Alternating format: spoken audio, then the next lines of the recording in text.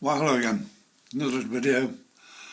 This one is on my new loco, which is a Bachmann Class 70 freightliner, plus some extra bits on what I do with my railway. So here is the new loco. I had it about 2 weeks ago now, but I bought sound for it, which I had to wait to come. And I also had to get a power bank for it as well. It's a lovely loco.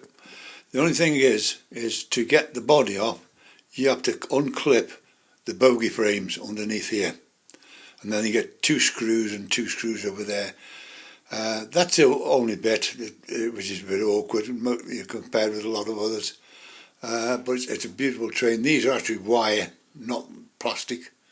It's got spring buffers, it's got lights, it's got cab lights. It's a lovely loco. When I buy my locos, I buy them from what they look like, not what the era is or region or nothing else. I just buy them. So you notice mine are all a mixed bag. But that's the way I am. One thing I've always said, more so when I'm in the Hobby Goblin, the railway shop, my local, I always talk to people in there and I say, look, you run your railway and your locos the way you want to run them, not the way somebody tells you should do it. I've had this with more so like with a shunter. I can get my shunter, like that one over there actually, something there. I can actually get that to do 60 mile an hour if I want to, but it's 35 mile an hour. It's restricted now to 35, but I can fiddle the system to make it do what I want. So I bought this new loco, right, this. Now, when I did it, the problem is with a lot of my locos, some of my new ones, with the HM7000s, they haven't got the correct sound file in. Because, remember, Hornby are only going to make the sound files for Hornby trains, nobody else's. Now, these two here are Helgens, that one is a Bachmann, those are two Helgens over there.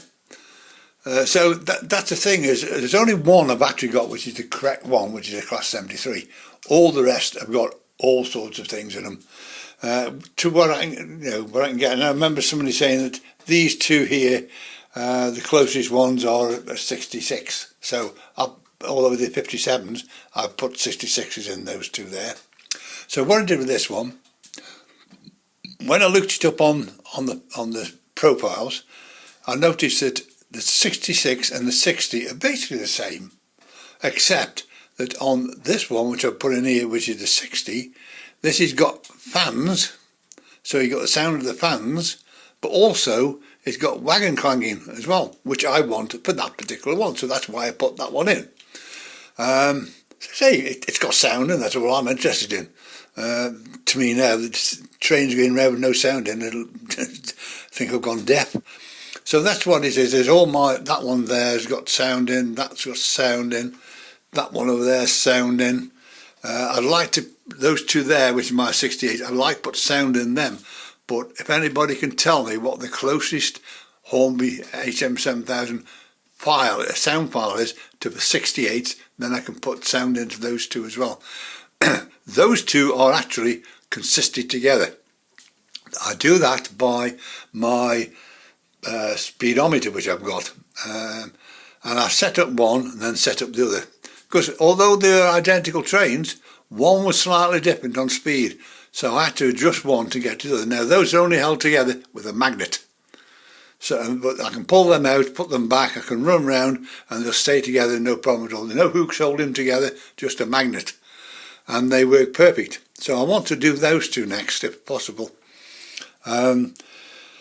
So this one here, this one here has got 28 functions in this. It's got all sorts of things in, bells, telephones, everything in it. So I'm quite happy with that one there. Now, one thing is, as I said, I put the sound in. Now, when these speakers that come with them, which you can put different boxes in, what happened is when I put it in and put the sound up a bit, it was a bit rough. It didn't sound proper, so I thought I'll put it in a different box, but once you stuck those speakers down to get them out is a nightmare, and I ruined it actually.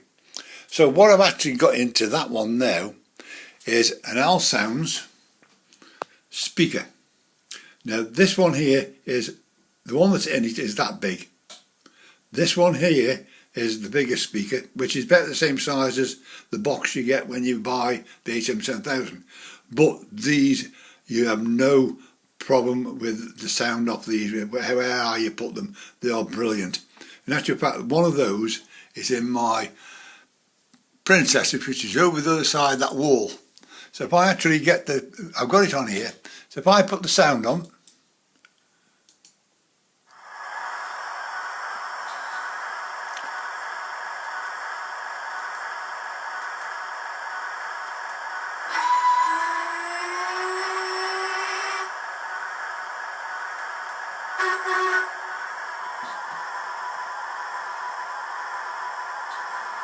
so that is how loud they are.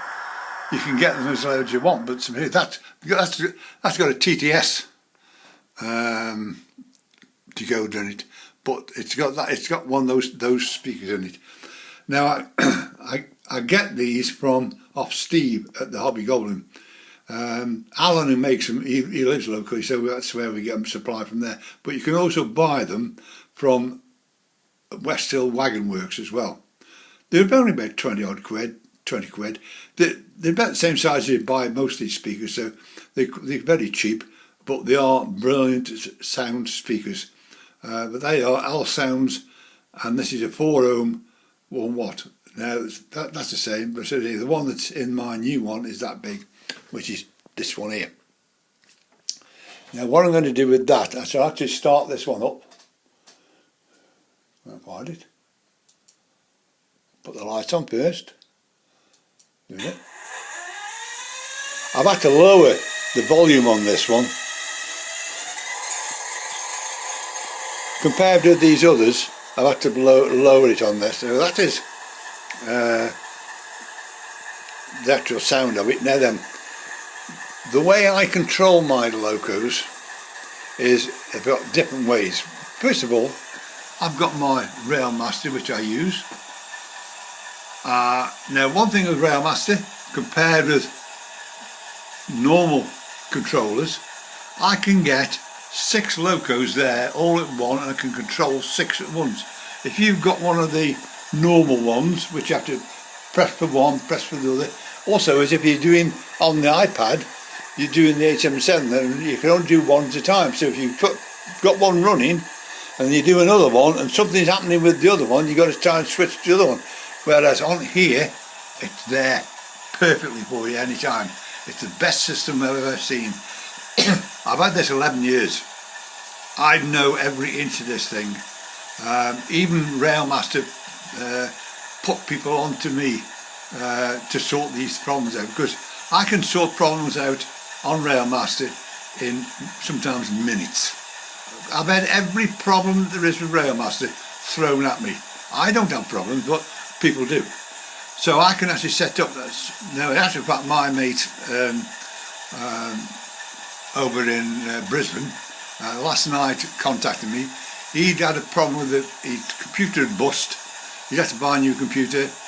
Now, as I've told everybody, download your program, anything else you've got in there onto a disk or memory stick. Now, if you've got it on this one, this is Pro, you just go up there, click a button, and it'll put everything of Railmaster into it. So it's saved, because if anything happens to this computer, you lose everything, completely everything. You can't get it back again, no way.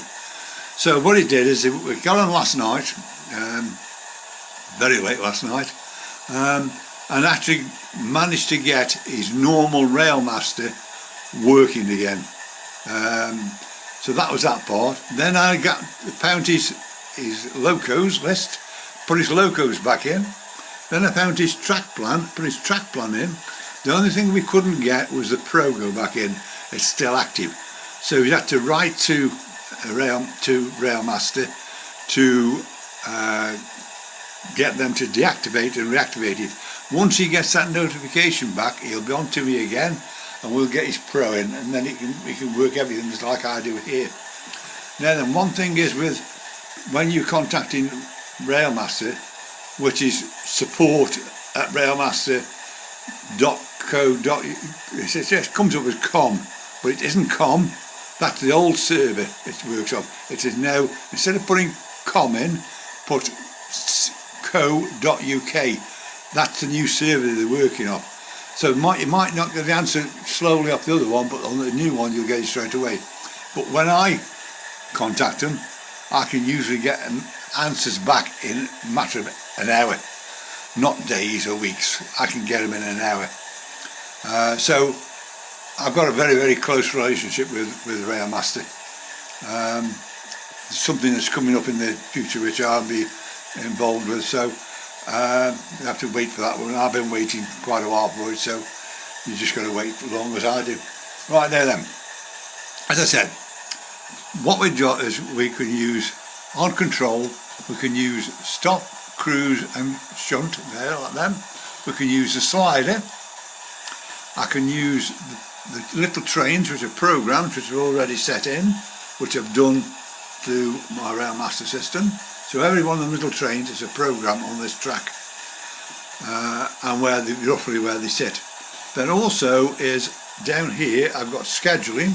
So if I come down here and go into scheduling like this, clicking on there are 6 trains there as a program. So all I can do, you have to pack the first 3 is this one coming out, stopping there by the signal box, that one coming out and going back again, and this one going back in. That's 3. Or I can click and have all the 6, so I can have that one, then that one, and this one, then this one, and then one over there. I can have them any way I want, so I can control them that way. Now one thing is with this is you always make sure that the little green ticks are missing, because when that clock goes there to 11 o'clock, this lot will kick in. So you've got to be very, very careful with that. Right then, another one is this, the mouse. So what you've got there is you've got a forward, reverse,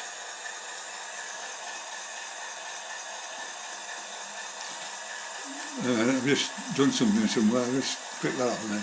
No. So you've got a forward and reverse and a wheel.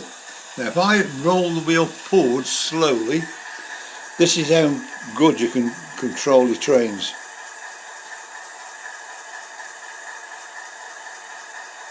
Where is it?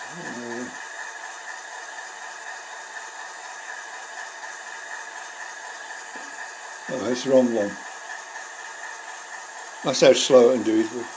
It's the way I've just put them in here. It's just here we go. Because I've added another one. Now look at that for speed. That's just the wheel that's doing that. And all you do is press the top of the wheel and it stops the train. And that's how easy it is. So with the speed, so if I can actually just push this wheel up now,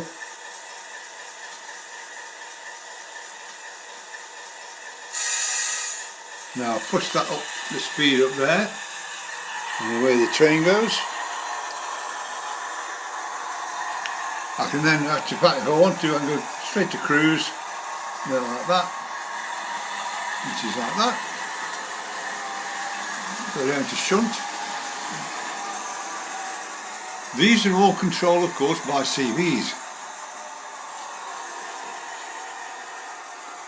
If I just bring it round here for a minute.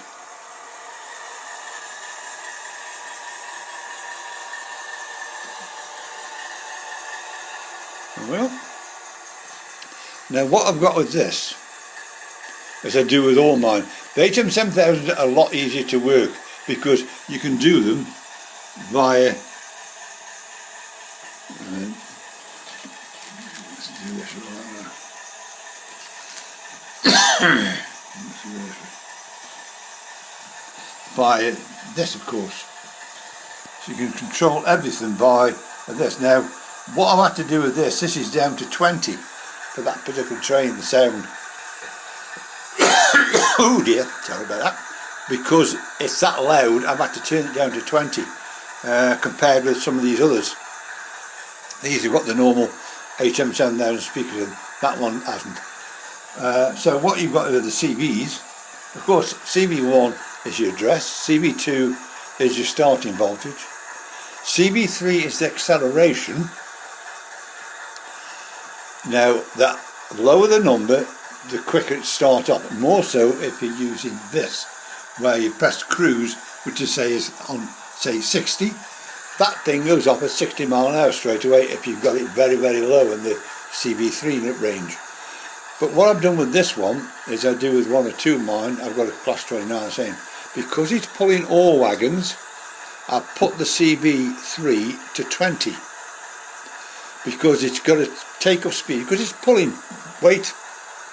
So what we've got there is, if I just go and quick cruise, which is, at the moment is set at 40, but look at that, it's not shot straight off, it's building up speed because it's pulling a load. And that's all it's all about. Now it builds up speed till it gets up to there, and then it's on full speed with 40 mile an hour as such. Like this. So that's CV3. Now if I just bring it back by this, I usually just use the shunt cruise and stop on here. That's how I run my trains. Or I can just sit here and watch all the lot going at once. So I'll just come down here like this. Now this one, that's set at 10. The reason it's set at 10 because that's how I run my programs. Now if it's set at 15 or 20, you stop it, you stop it there, that train's going to be round here before you get to stop. Or when you want it to stop here, it's round there. So CV4 controls the decrease, CV3 is the increase. Now then, the next two on the list are CV5 and 6. Now in here, they are set at 255 and 72. 255 is the top speed. Everything, even, any of them are all, even if you do the Railmaster, 255 is the most you can do. So that's your top speed. Now then, if I put them at 250, those two there, 255, those are around here like something out of nuts. It's crazy. So that I've lowered number 5 down to say 170. It's just trial and error. You've got to keep doing them one at a time. Whereas on this, you can do them, change them, and then see what it looks like. So it's a lot easier to do it by the HM7000s. So once you've done that one, then by rights, the 6 should be half the speed. That is the controlling speed when it's slowing down. So that's the thing is 3 is the acceleration, 4 is the deceleration, 5 is the top speed, and 6 is the mid speed, as they call it. Now this is, so they set at 255, they set at 72. Also that isn't half speed by 255, but I just leave that one alone. It's 255, did that one works, no problem at all. Some of these others don't work that way. You've got to start fiddling around with those CVs. Now, one of the things is with the way I work mine is that I've also got, if I just turn this one off for a second. Now, as I said, I'm in the railway shop quite often. Now what I've got is with this one here, I'll just bring this one forward.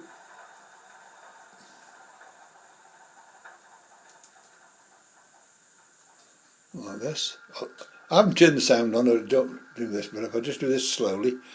These are wagons that Steve has had commissioned. That is Chatley Whitfield. That is a local colliery, which is now a museum. You can actually go and visit. That is a coal business. Sneed is another pit, which is basically not far from where Steve is. And this is the potteries, because that's where I live, in the potteries, where all the pots come from. So that is, you see, that is just by the wheel. Now if I actually do this and press it back up, so this is, again, this is accelerated to what I wanted to do. Each one of my locos has got a certain set of wagons or coaches that it runs to. That is the only best way to run your locos, really, is to run them to a particular standard, and that's what I do. Now also, is what I've got in my system here is I've got a lot of gadgets. I'm a gadget freak. So my little cars, which are got lights on, I can turn them on and off there. I've actually got a sound water tower there, which if I just press a little button, this alarm comes out. This is when I've got a steam train sitting there. It does that, and the little arm with the water pipe on goes back again. And that changes every time you do it, so that's what that one does. That's that one. Right. Also, in all around this thing, I've got gadgets. So I've got a police box there, which are all controlled from here. So there's the police box, and there's the police box going there. Next to it, there's a van, which is the little van over there. You can see there. I now got a little boy with a camera, which is down here. There he is. As they say, he's flashing. You get arrested for it these days. You'll see it in a second. This is all controlled by a Train Tech decoder unit that does that. And then also over in the engine shed, I've got welding going on over there as well. So I've got all them that I can control, no problem at all. Now then, as I've showed you before, I've got a station steam generator sound thing, voice announcement, which I can do everything with. And I can actually make all these files. So these are actually, all these speakers here, these are programs, but these are all different stations I can go to. They're all built in with all the trains, everything else. I've also over there got a station unit, signal station sign, and that changes with the trains that are in here. So if this is going to Plymouth, that will change to Plymouth and show you all the stations it's calling at. That's another Train Tech unit. I bought that. Basically, I got the information from David, who was at Train Tech, run Train Tech, and he did it so I can do a promotion video for him. So I've actually got 2 videos out on that station sign, how to do it. But it's £60. It's £50 for the sign bit and £10 for the unit it sits in. I can just change them around however I want. So if I go over here, this is the station signs here. You notice it changes there. I've got another one, changes again, changes again. I can change them to what I want. So you just change them to what I want. But they normally change with what trains being run at the same time, and they're in the built in the programs. There's 128 programs in this thing. I've now got to build a program for that one. I've done one, but it's still not right, so I'm just still working on that one. This one's got a program, this one's got a program. They've all got them. So one of the things is also is one of my programs is that little train there, my little 1P. When it's out here and sitting here, it has a program to run round, but also it includes that signal box and that signal box. And I've actually got a little program here which I can just do here and do this.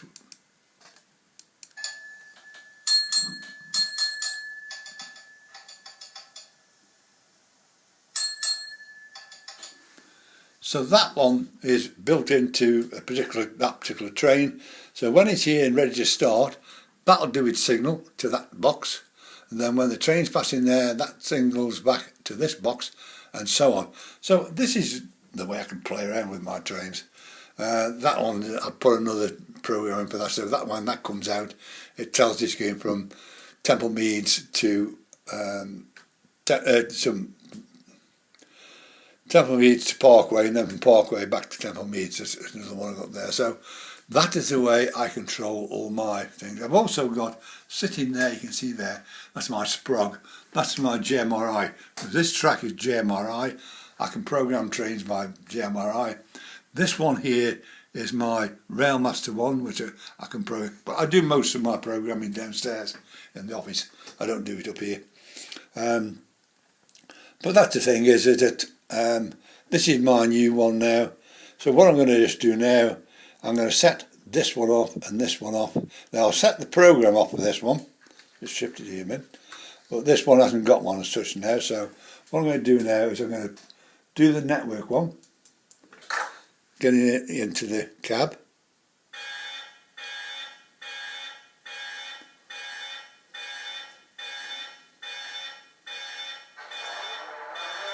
And I'll do that one as well.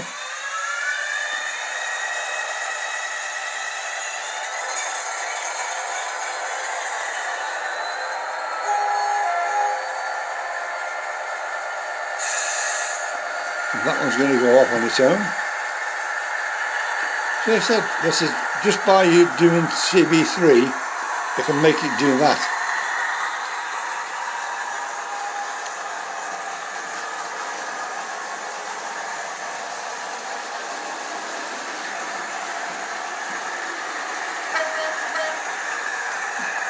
Now this one now is going to start up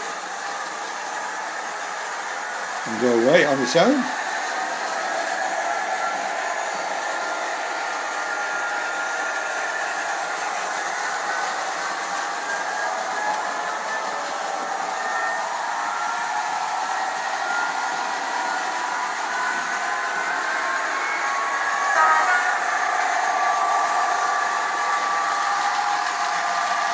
Is it nice running around together like that?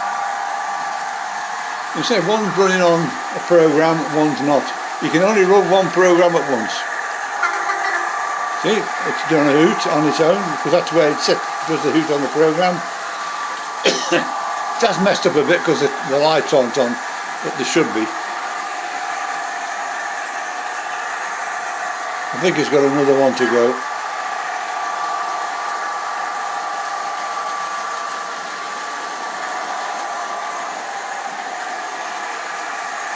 Oh, I've managed to turn them on now, look. They're on. These, of course, haven't got cab light in. This has got braking in it as well, you hear it. Well, stop where it should be. There, perfect. Now we'll leave that turn off.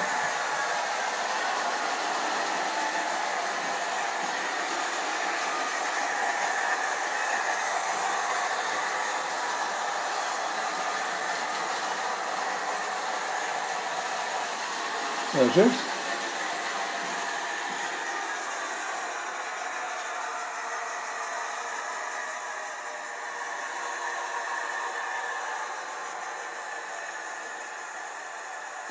And you can go to the cab.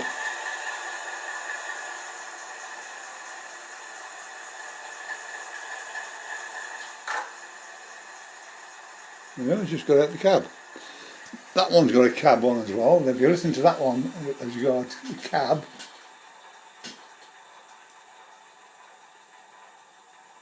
Sorry, wrong one.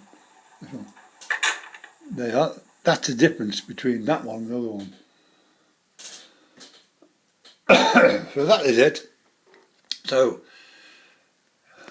if you want me at any time, please contact me. I'm on 01782 302194. My email address is there as well underneath the video itself. Also there is a little box there which is a donation line. If anybody wants to donate to the railway, please do so.